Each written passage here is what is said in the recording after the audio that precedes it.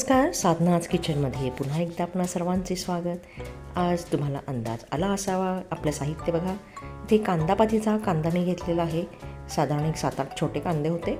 लसूण पाकळ्या आपण घेतलेले आहेत निवडून चिरून, आणि टोमॅटो। आता कढई मी तापत ठेवली होती, तापलेली आहे। आता याच्यामध्ये आपण तेल घालून घेऊयात।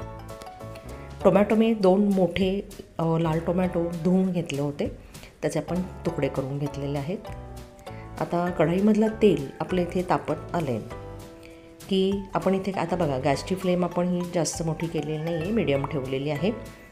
आणि आता इथे आपल्याला याच्यामध्ये जे मी लसूण हे करून घेतले होते तुकडे ते, आणि त्याच्या आधी आपल्याला इथे घालायचे अर्धा चमचा जिरे।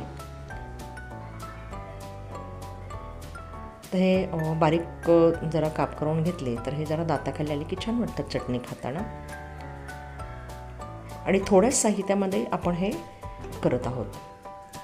हा कांदापातीचा कांदा, आता ज्यावेळेस आपण ही चटणी करतोय टोमॅटोची, तर त्याच्यामध्ये अतिशय उत्तम अशी चव याच्यामध्ये येते।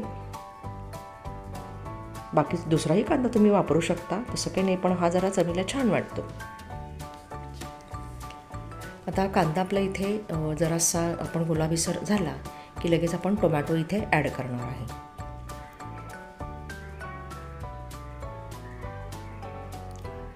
काय होतं, कांदा पात घेऊन आलो आपण की मग तो कांदा काय करायचा, म्हणून आपण असाही वापरामध्ये आणू शकतो, नाही का। चला, आता इथे आपण जो चिरून घेतलेला टोमॅटो होता तो आपण आता याच्यामध्ये घालून घेऊयात।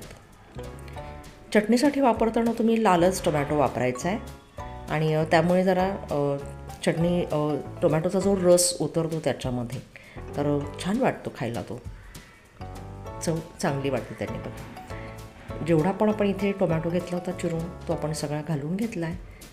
जरा आपण हे मिक्स करून घेऊया।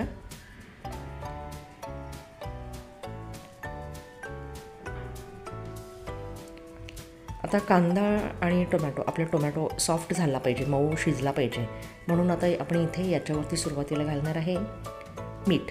तर सेंधव मीठ मी घातलेले, हे जास्त सॉल्टी नसतं, त्यामुळे मी जरासं अजून घालायचं आहे मीठ घाले।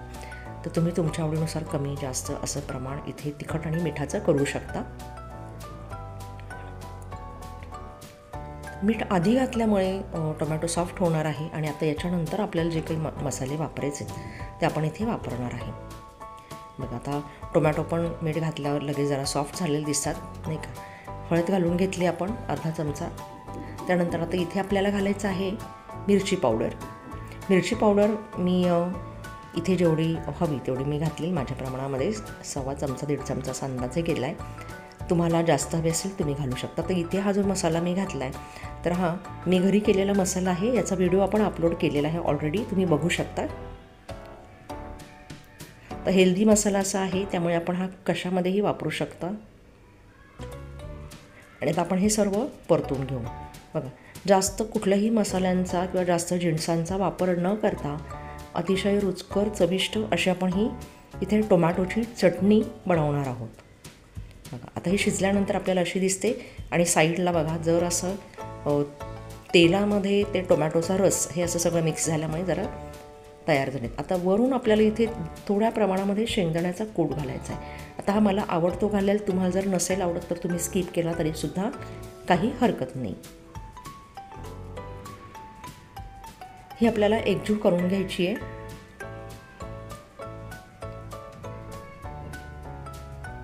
आता याच्यानंतर आपण पुन्हा मीठ वगैरे इथे काही घालणार नाही आहे, कारण आपण सुरुवातीला ॲड केलं होतं, आणि त्याचा परिणाम काय झाला की पटकन आपली चटणी इथे तयार झालेली, पटकन टोमॅटो सॉफ्ट झाला आहे।